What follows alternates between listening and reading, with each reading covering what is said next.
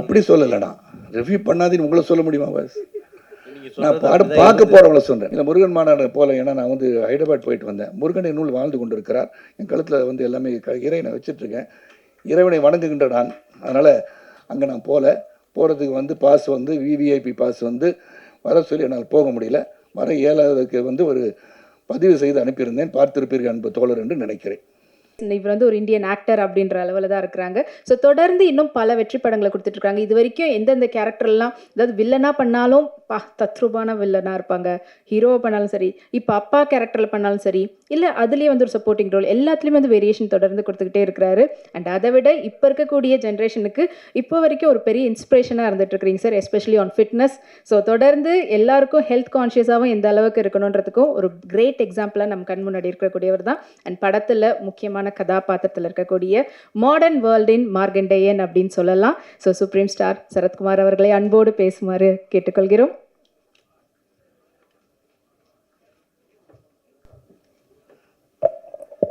அனைவருக்கும் வணக்கம். காலதாமதத்துக்கு வருந்துகிறேன். ஏன்னா 1:30 மணிக்கு வரேன், 1 மணிக்கு வரேன், இல்லை நீங்கள் 2 மணிக்கு வந்தால் போதுன்னு சொன்னாங்க. அதனால் நான் 2 மணிக்கு வரலான்னு சொல்லி கிளம்புனது கொஞ்சம் டிராஃபிக், உண்மையான டிராஃபிக் ஜாமில் நான் மாட்டிக்கிட்டேன். மணி மாதிரி இல்லை. ஏன்னா மணி வந்து மெதுவாக வர்றாரு, வந்து முன்னாடி வர உட்காந்தார். நான் தான் முதல்ல வந்தேன்ன மாதிரி. ஸோ வருகை தந்திருக்கின்ற அனைவருக்கும் என்னுடைய நன்றி கலந்த வணக்கத்தை தெரிவித்துக் கொள்கின்றேன். கண்ணப்பாவோட ப்ரீ ரிலீஸ் ஈவெண்ட் வந்து தமிழ்நாட்டில் மிகப்பெரிய லெவலில் பண்ணணும்னு எம்ஜிஆர் யூனிவர்சிட்டியில் வந்து பிளான் பண்ணிகிட்டு இருந்தாங்க. அது பல காரணங்களுக்காக இந்த படமும் வந்து 27ஆம் தேதி ரிலீஸ் பண்ணும்போது ஏற்கனவே ப்ரீ ரிலீஸ் ஈவெண்ட் முந்தா நேற்று வந்து ஹைதராபாத்தில் பண்ணாங்க. அப்போ நான் வந்து சென்னையில் வந்து நம்ம பண்ணுற ஈவெண்ட் பண்ணாமல் இருந்தால் அது எப்படி இருக்கும்னு சொல்லி யோசனை பண்ணி நம்ம ஒரு ப்ரெஸ் மீட் நான் உங்களெல்லாம் சந்திச்செல்லாம் நான் ஐடியா பண்ணேன். அப்புறம் விஷ்ணுகிட்ட சொன்னேன், என்ன அங்கிள் நம்மளே பண்ணிடலாம், நீங்கள் அங்கே கொஞ்சம் ரெப்ரசென்ட் பண்ணியிருக்கேன்னு சொல்லி. இங்கே யாரெல்லாம் இருக்கும்போது எடிட்டர் இருந்தாங்க, சம்பத்ராமன் இருந்தாங்க, அப்கோர்ஸ் டிஸ்ட்ரிபியூட்டர் என் அருமை சகோதரர் சக்திவேல் சார் இருந்தாங்க. ஸோ அவங்களாம் வச்சு நாங்கள் பண்ணிடுறோம், என்னதான் இருந்தாலும் கிளிட்ஸ் அண்ட் கிளாமர் கொஞ்சம் இருந்தால் நல்லாயிருக்கும்னு சொல்லி விருப்பப்பட்டு நீங்கள் பார்த்துட்டு இருந்தேன். நான் பார்த்தேன். ஏன்னா சில பேர் கேட்டாங்க, என்ன போன தடவை மதுபாலா வந்தாங்க வரலையான்னு கேட்டாங்க. ஸோ இந்த மாதிரி கேள்வி வந்து கேட்டவங்களாம் இருக்காங்க, 3வது ரோல் உட்காந்துருக்காங்க. அதனால் அதுக்கெல்லாம் நான் ஒரு ரெப்ரஸன்டேஷனாக வந்திருக்கேன். அதனால் அவங்களாம் அடுத்த முறை அவங்க வந்து ரிலீஸ் ஆன பிறகு படம் வந்து ப்ரிவியூ ஷோ போட போதாச்சும் வர வைக்கிறதுக்கு ட்ரை பண்ணுற மணி அதை கூட சொல்லிடுறேன். ஸோ இந்த படத்தை பற்றி சொல்லணும்னா ஒன்லைன் ஸ்டோரி தான் அது. கண்ணப்பான்னு சொன்னால் ஒரே லைன் தான் ஸ்டோரி. காளஹஸ்தி ஈஸ்வரன்னா சிவபக்தர்களே ஒரு சிறந்த பக்தராக 63 நாயனார்கள் ஒருவராக தான் கண்ணப்ப நாயனார். ஏற்கனவே கன்னடத்தில் வந்து ராஜ்குமார் சாரும் அப்புறம் வந்து உங்கள் ரெபல் ஸ்டார் கிருஷ்ணம் ராஜு சார்லாம் அந்த படம்லாம் கண்ணப்பா தழுவிய கதைகள்லாம் பண்ணிட்டாங்க. இந்த கதையை வந்து விஷ்ணுவின் கோணம் தான் சொல்லணும். ஏன்னா ஒரு பிலீவர் நான் பிலீவர்களில் ஒரு போராட்டம் தான் ஃபர்ஸ்ட் ஹாஃபு. அதுக்கப்புறம் எப்படி அவர் வந்து ஒரு இவ்வளோ பெரிய சிவபக்தனாக மாறியதுக்கு காரணம் என்ன தான் அந்த படத்தோட கரு. இது வந்து முதல்ல ஒன்று நான் சொன்னால் மோகன் பாபு சாருக்கும் விஷ்ணுக்கும் நான் வந்து என்னுடைய வாழ்த்துக்களை தொடர்ந்து சொல்லிக்கொண்டே இருக்க வேண்டிய அவசியம். ஏன்னா ஹெவன் ஆன் எர்த் அப்படின்னு சொன்னால் எங்கே இருக்குதுன்னு பார்த்தோன்னா, எங்கே வந்து இந்த சொர்க்கம் பூமி எங்கே இருக்குது அப்படின்னு தேடினோம்னா இந்த நியூசிலாண்டை போய் செலக்ட் பண்ணாங்க. அப்பழுக்கற்ற ஒரு பூமியாக தெரிந்தது. நீங்கள் பார்த்தீங்கன்னா இந்த படத்தில் இருக்கிறலாம் நேச்சுரல் கலர்ஸ்ன்னு சொல்லலாம், தைரியமாக சொல்லலாம். இதெல்லாம் டிஏயில் கரெக்ஷன் பண்ணாங்க, கலர் கரெக்ஷன் பண்ணாங்க. அது ரொம்ப மினிமலாக இருக்கும்னு நினைக்கிறேன். ஏன்னா அங்கே வந்து அந்த நியூசிலாண்டு ரோட்டருவான்ற இடத்துக்கு போகும்போது ஒரு 10 நாள் ஷூட்டிங் போகலாம், 15 நாள் ஷூட்டிங் போகலாம், 20 நாள் ஷூட்டிங் போகலாம். 120 நாளுக்கு மேலே ஒரு வெளிநாட்டில் போய் படம் எடுக்கிறது சாதாரண விஷயம் கிடையாது. நான் பொருட்செலவை பற்றி நான் சொல்லவில்லை, அந்த எஃபர்ட்டு சொல்கிறேன். ஏன்னா ஒரு செரீன் பியூர் பியூட்டிஃபுல் பிளேஸ் இப்படி தான் வந்து அந்த காலத்தில் இப்படி தான் இருந்திருக்கும் இந்த உலகம் அப்படின்னு நினச்சி அதை செலக்ட் பண்ணியிருக்காங்க. அதுக்கு முதல்ல அதே ஒரு பெரிய கண்ணுக்கு குளிர்ச்சியான ஒரு உணர்வை ஏற்படுத்துகின்ற படமாக தான் நான் அதை பார்க்குறேன். நல்ல குளிர் தான். அந்த குளிரில் டிசிப்ளினோட அந்த வேலையை முடிக்கணும்னு சொல்லி ஒரு 7000 ஏக்கர்ஸில் ஒரு இடத்த வந்து பார்த்து அங்கே சில செட்டுகள் போட வேண்டியதாக வார் சீன் எல்லாத்தையும் பண்ணுகின்ற அளவிற்கு சிறப்பாக வந்து பண்ணாங்க. ஸோ ஹேட்ஸ் ஆஃப் டு மோகன் Babu sir and Vishnu Manju for the effort. அந்த பிஹைண்ட் அவங்க பின்னாடி இருந்த கேமராவுக்கு பின்னாடி இருந்த எல்லாருக்கும் என்னுடைய நன்றியை சொல்லணும். இல்லை ஆந்தனி சொன்னது மாதிரி, இப்போ சக்திவேல் சொன்ன மாதிரி சரி, சம்பத்ரான் சொன்ன மாதிரி, இதில் வந்து இந்த போராட்டம் வந்து ஸ்டார்டிங் வித் சின்ன வயசுலேருந்து பார்த்தீங்கன்னா அந்த சிறுவன் கல்லை தூக்கி எறிய இது கல்லுன்னு சொல்லி பராசக்தி போல் வசனங்கள் பேசுகின்ற ஒரு காட்சி அமைப்பெல்லாம் அமைஞ்சிருக்கும். ஏன்னா இது வந்து சக்தி எப்படி வருது, இந்த கல் தானே இது, இதுக்கெல்லாம் பலிலாம் கொடுக்குறோமே அப்படின்னு ஒரு பெரிய மனப்போராட்டத்தில் இருப்பவர் தான் தின்னா. நம்ம கண்ணப்பாக மாறுகிறார். நான் வந்து தின்னாவோட ஃபாதர் நாத்து நாடுவாக நடிச்சிருக்கேன். ஏன்னா எனக்கு வந்து பல முறை வந்து மோகன் பாபு சார் 13-14 வருஷமாக இந்த படம் பண்ணு சார், அந்த படம் பண்ணுன்னு சொல்லும் போதெல்லாம் எனக்கு பண்ண முடியாமல் போச்சு. ஆனால் இந்த கதை வந்த உடனேயே அது முகேஷ் குமார் சிங் வந்து மிகப்பெரிய அளவில் மகாபாரத்தை டைரக்ட் பண்ணி பெரிய அளவில் வெற்றி கொடுத்துருந்தார். அவர் இன்னொரு ப்ராஜெக்ட் வச்சுருக்கார். மகாபாரதம் வந்து ஒரு 3000 கோடியில் பண்ணுன்ற மிகப்பெரிய ஆசையோடு அதை இன்னும் கொஞ்சம் பெருசாக பண்ணணும்னு ஆசைப்பட்டுருக்கார். அவர் கனவுகள் பலிக்கட்டும் சொல்லி அவரை வந்து செலக்ட் பண்ணி மோகன் பாபு சார் மகாபாரதம் வந்து ஹிந்தியில் வந்துச்சு, அவரை செலக்ட் பண்ணி கண்ணப்ப நாயனார் கதை எடுக்க சொன்னது வியப்பாக இருந்தாலும் சிறப்பாக எடுத்திருக்கிறான்னு சொல்லலாம். எனக்கு கொடுக்கப்பட்ட கேரக்டர் அதில் வந்து இந்த கான்ஃப்ளிக்ஸ் பிட்வீன் மீ அண்ட் தின்னா, அதாவது விஷ்ணு, ரொம்ப சிறப்பாக அமைஞ்சிருந்துச்சு என்னை பொறுத்த வரைக்கும். ஏன்னா எடிட்டர் ஆந்தனிக்கு தான் தெரியும், சிறப்பாக நடிச்சிருப்போம், சிறப்பாக அமைஞ்சிருக்கோம். எதை வெட்டினார், எதை தூக்குனார், எதை சேர்த்தார் எனக்கு தெரியாது. ஆனால் நல்லபடியாக இருக்கேன்னு சொல்லிட்டார். அதே எனக்கு உத்தரவாதம் இருக்கேன்னா அதில் சொல்ல முடியும். ஏன்னா இந்த மூவி இஸ் பிக், நம்ம எல்லாம் ஒன்றா சேர்ந்து அதில் இருக்கும்போது எந்த அளவிற்கு காட்சி தேவைப்படுகிறதோ அந்த அளவுக்கு இருந்தாலே போதும். அதுவும் இது ஒரு பேன் இண்டியா ஃபிலிம் சொன்னது வந்து பார்த்திங்கன்னா அக்ஷய்குமார் வந்து, சிவன், காஜல், அப்புறம் பாருங்கள் அவர் மோகன் பாபு சார், மோகன்லால், பிரபாஸ், இதெல்லாம் வந்துருச்சு. இவங்கெல்லாம் வந்து இன்டர்வல் இதெல்லாம் வந்த பிறகு இந்த படம் வந்து கடைசி 1 hour வந்து ரொம்ப ஸ்ட்ராங்காக இருக்குன்னு சொல்லி ஆந்தனி சொல்லவும் உண்மையிலே சந்தோஷமாச்சு. இங்கே மட்டும் இல்லை, ப்ரீ ரிலீஸ் ஈவெண்ட்லேயும் அவர் சொல்லிட்டு இருந்தார் அதை பற்றி. ஏன்னா அவர் தான் முழுமையாக பார்த்து எடிட் பண்ணி இந்த வார் சீனாக இருந்தாலும் சரி, காட்சிகளாக இருந்தாலும் சரி, லவ் சீனாக இருந்தாலும் சரி, எல்லாமே அவர் வந்து பார்த்துருக்காரு. இதில் வந்து ஷெல்டன் சொல்லி யூஎஸ்லேருந்து கேமராமேன் ஷெல்டன், அவருக்கு உதவியாளர் பிரபுதேவா, பிருந்தா மாஸ்டர் கொரியோகிராஃபி பார்த்து, அப்புறம் வந்து கெச்சான்னு சொல்லிட்டு ஹாங்காங்லேருந்து ஸ்டன் கொரியோகிராஃபர், இப்படின்னு பார்த்தீங்கன்னா பல தரப்பட்ட யுக்திகள் நிறைந்த அனுபவம் மிக்கவர்களை வைத்து இந்த படத்தை எடுத்திருக்காங்க. இங்கேயும் அந்த விதத்தில் எந்த ஒரு குறை வைக்கலை. அப்புறம் பார்த்திங்கன்னா எல்லாருமே நல்லா நடிச்சிருக்காங்கன்னு சொல்லணும். ஏன்னா they have given their best.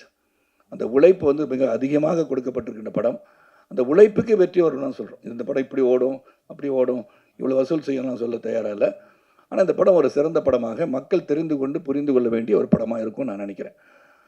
காரணம் இப்போ வந்து சரித்திரத்திலையும் சரி, இதிகாசங்களையும் சரி, நாம் இப்போ இருக்கிற ஜென்ரேஷனுக்கு சில கதைகளை நாம் சொல்ல மறந்து விடுகிறோம்னு நினைக்கிறேன். ஏன்னா அவங்களுக்கு இன்ட்ரெஸ்ட் இல்லாததை வந்து இன்ட்ரெஸ்ட் கொண்டு வரணும்னா, இப்போ பொன்னியின் செல்வன்ற கதையை வந்து எல்லாரும் வந்து போய் பார்க்கணுன்னு நினைக்கிறதுக்கு அதை வந்து சொல்லிக்கிட்டே இருந்தாங்க. பொன்னியின் செல்வன் கதையை பற்றி எல்டர்ஸ்க்கு தெரிஞ்ச மாதிரி யங்ஸ்டர்ஸ் தெரியாது. அந்த யங்ஸ்டர்ஸை கொண்டு போய் ரீச் பண்ணணும்னு நினச்சி தான் மணிரத்னம் அந்த படம் எடுத்திருப்பார். அதே மாதிரி கண்ணப்ப நாயனார் கதை காளஹஸ்தி ஈஸ்வரருக்கு எல்லோரும் ஒரே லைனில் கதை சொல்லிடலாம். வலது கண்ணில் வந்து ரத்தம் வந்தது, உடனே கண்ணை பிடிங்க வச்சார், அப்புறம் இடது கண்ணிலையும் வந்துடுச்சு, திருப்பி அது இன்னொரு காலை வந்து கட்டவரில் வச்சு இடம் தெரியாமல் போயிடக்கூடாதுன்னு வச்சு பண்ணார் அப்படின்னு அது ஒன்லைன் ஸ்டோரி. பட் விஷ்ணு ஒரு கோணத்தில் before becoming Kannappa, what was Kannappa, தின்னா என்னவாக இருந்தார், ஒரு வேடனாக இருந்தவர் எப்படி வந்து மாறி சிவபக்தரானார்ன்றது கதை. அது ஒரு சின்ன லைனாக இருந்தால் கூட ஒரு ஸ்டோரி, ஒரு இமேஜினரி ஸ்டோரி, பேக் ஸ்டோரின்னு சொல்லலாம். அது வந்து விஷ்ணுவோட கோணத்தில் ரொம்ப நாளாக விஷ்ணு வந்து ஆர்டினரியாக வந்து இது பண்ணல. Is gone into research. பெரிய புராணத்தில் சொல்லப்பட்டது, எங்கெல்லாம் வந்து கண்ணப்பரை பற்றி கண்ணப்பா பற்றி பேசுகிறாங்க அப்படின்னு சொல்லி எடுத்து ஒரு மிகப்பெரிய எஃபர்ட்டோடு எடுத்திருக்காரு. அந்த எஃபர்ட்டுக்கு நிச்சயமாக வெற்றி வரணும்னு நினைக்கிறவனா, அந்த உழைப்புக்கு வெற்றி வருவதற்கு உங்களுடைய அன்பு ஆதரவு இந்த திரைப்படத்துக்கு வேணும். அது மட்டும் இல்லாமல் ஃப்ளோக்ளோர் அப்படின்னு இங்கே சவுத்தில் இருக்கிற காளஹஸ்தி சேர்ந்த இந்த கண்ணப்ப நாயனாரை பற்றி நம்ம அகில இந்தியாவுக்கு தெரியணும்னா இந்த கதை நிச்சயமாக அங்கே போய் சேரணும். ரெண்டாவது பக்தி. ஏன்னா உங்களுக்கு 3 மணிக்கு மேலே வேறு ஒரு இதற்கு வந்துட்டாங்கன்னு நினைக்கிறேன். இந்த பக்தியை பற்றி சொல்லியிருக்காங்க. எவ்வளோ பேருக்கு பக்தி இருக்குன்றது இன்றைக்கி. அந்த பக்தியை வந்து எல்லோரும் வந்து இப்போ ஜோசியர்கிட்ட போனாலும் தெரியும், போன உங்களுக்கு அம்மாவுக்கு டைம் இப்போ சரியில்லைன்னு சொல்லிடுவாங்க. ஏன்னா நீங்கள் அது மாதிரி போய் பார்ப்போம். போய் கோயிலுக்கு போகிறோம்னு சொன்னால் அடிக்கடி ஒரு தினமும் போய் கோயில் போகிறதோ, தினமும் சாமி கும்பிட்றதோ இல்லாமல் இருக்கலாம்.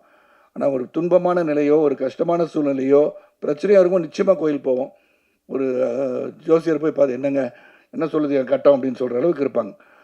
அதெல்லாம் போய் வந்து ஒரு இறைவன் இருக்கிறான் என்பதை மேலும் மேலும் சொல்லி, அதுவும் சிவபக்தி அப்படின்னு சொல்லும்போது அந்த பக்தியை பற்றி ரொம்ப அழகாக இந்த இருக்கிற ஜென்ரேஷனுக்கு இறைவன் omnipotent, omnipresence, may it be Jesus, may it be Allah, or may it be Shiva, may it be Murugan அப்படி இருக்கும்போது கடவுள் என்று ஒருவர் இருக்கிறார் என்பதை நம் வழக்கப்படி அதை வந்து கடவுளை வந்து நம்ம துதித்து வணங்கி நம்ம செயல்பட்டால் வாழ்க்கை சிறப்பாக இருக்கும் அப்படின்றத சொல்லுகின்ற கடமையாக இருக்குது. பல பேர் பார்த்திங்கன்னா இப்போ காலத்தின் ஓட்டத்தில் பொருளாதார அடிப்பில் உயரும்போது நான் சொன்னேன், இப்போ ப்ரீ ரிலீஸ் ஈவெண்ட்டை கூட காந்தி யாருன்னு கேட்டாலும் கேட்டுருவாங்க. ஏன்னா now they're so busy making money, economic growth, their growth in life. அவங்கள சொல்லி குற்றம் இல்லை, எல்லாத்தையும் இது தெரிஞ்சுக்கிட்டா என்ன அவசியம், எதை தெரிஞ்சுக்கணும் அதை தெரிஞ்சுக்கணும்னு நினைக்கிறாங்க. ஆனால் ஒரு ரெஸ்பான்சிபிளாக இருந்து இந்த மாதிரி கலை உலகத்தில் இருக்கும்போது கலை மூலமாக ஒரு சினிமா மூலமாக இப்போ வந்து உதாரண சக்தி சொன்ன மாதிரி பொன்னியின் செல்வனை எல்லாரும் பார்க்கணும், இதை வந்து பிரம்மாண்டமாக திரையில் சொல்லும்போது அந்த கதையை போய் பார்க்கின்ற ஆர்வத்தை தூண்டும் போது அதை பற்றி அவர்கள் தெரிந்து கொள்வார்கிற மாதிரி கண்ணப்ப நாயனாரை பற்றி இந்த திரைப்படத்தை பார்த்த பிறகு ஓஹோ இப்படி ஒரு பக்திமான் இருந்திருக்காரா சிவபக்தவன் அப்படின்னு தெரிகிற அளவுக்கு இந்த படம் இருக்கும். ஆனால் பக்தி என்பது அவரவர்கள் மனதிலே தோன்றுகின்றது தான். அந்த பக்தி பரவசமோடு இருக்க வேண்டும் என்று சொல்கின்ற ஒரு படமாக இது அமையும் சொல்லி இந்த படத்தை உங்களுடைய ஆதரவோடு, மக்கள் ஆதரவோடு இந்த படம் வெற்றியடைய வேண்டும் என்று இறைவனை வேண்டிக் கொள்கின்றேன். அதே சமயத்தில் ஆடியன்ஸ் வந்து எந்த படத்தை பார்த்தாலும் உங்களுடைய வியூ உங்கள் மனசில் வச்சுக்கோங்க. நீங்கள் தியேட்டர் உள்ளே உட்காந்துக்கிட்டு மொபைலில் மச்சான் உள்ளே வந்துடாதரா படம் நல்லா இல்லைன்னு சொல்லிடாதீங்க. ஏன்னா அந்த மாதிரி சொல்கிறனால என்ன ஆகிடுதுன்னா உங்கள் வியூ மே பி டிஃப்ரெண்ட். இங்கே இருக்க சில ஆடியன்ஸ் வந்து பிரபாஸ் இருக்கான்னு படம் பார்க்க வந்திருக்கலாம், சில பேர் மோகன் பாபு இருக்கான்னு படம் பார்க்க வந்திருக்கலாம். ஸோ உங்கள் வியூவில் இந்த படம் வந்து நல்லா இருக்கா நல்லா இல்லையன்றதை அவங்கவுங்க போய் திரையரங்குக்கு போய் ரிலீஸ் ஆகிற எந்த படமாக இருந்தாலும் அவங்க வியூவுக்கு விட்டுட்டிங்கன்னா இந்த திரையுலகம் சிறப்பாக இருக்குன்னு கூறி வரைக்கும் தந்த அனைவருக்கும் மீண்டும் ஒரு நன்றி கூறி இந்த கண்ணப்பா திரைப்படம் சிறப்பாக வருவதற்கு அந்த தயாரிப்பாளர் மோகன் பாபு, விஷ்ணு, இதில் உழைத்த அனைவருக்கும் என்னுடைய வாழ்த்துக்களை சொல்கிறேன். அதுவும் எடிட்டர் ஆந்தனி பற்றி சொல்லி ஆகணும். வெரி டெடிக்கேட்டட் ஒர்க்கர், 24/7 இந்த படத்தில் எவ்வளோ உழைச்சிருப்பான்னு எனக்கு தெரிஞ்சானா அது பெரிய படம். அதை வந்து டு பிரிங் இட் டு ஒரு சிம்பிளாக அவரே சொன்னார், லென்த்து மாதிரி தெரியும் ஆனால் இருக்காதுன்னு அவரே சொல்கிறாரு. 6 படத்தை எடிட் பண்ணியிருக்காங்க. நான் எங்கே இருக்கேன்னு தெரில. அது இல்லாட்டி எடிட்டர் ஆந்தனி வீட்டிற்கு நான் நிச்சயமாக சென்று அவருடன் காஃபி சாப்பிட்டு வரேன், வேறு ஒன்றும் இல்லை. ஸோ அதனால் நல்ல ஒரு படத்தை, இந்த முயற்சி கடுமையான முயற்சி, அந்த முயற்சிக்கு படம் எடுத்திருக்கோன்னு சொல்லலாம். அந்த முயற்சி வெற்றி பெற உங்களுடைய வாழ்த்துக்களுடன் விடைபெறுகிறேன். நன்றி, வணக்கம்.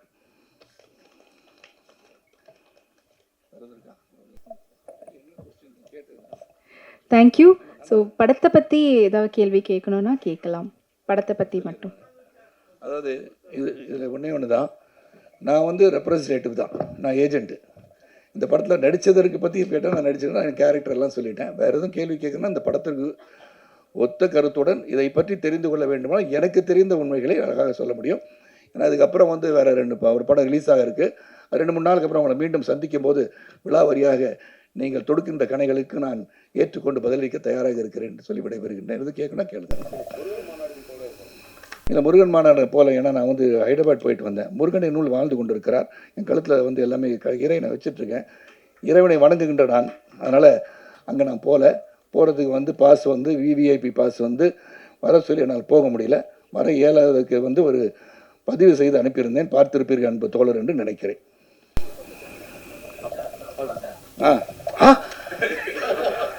அவங்கள தான் தேடிட்டு இருந்தேன் நான். சொல்லுங்கள் பாஸ்.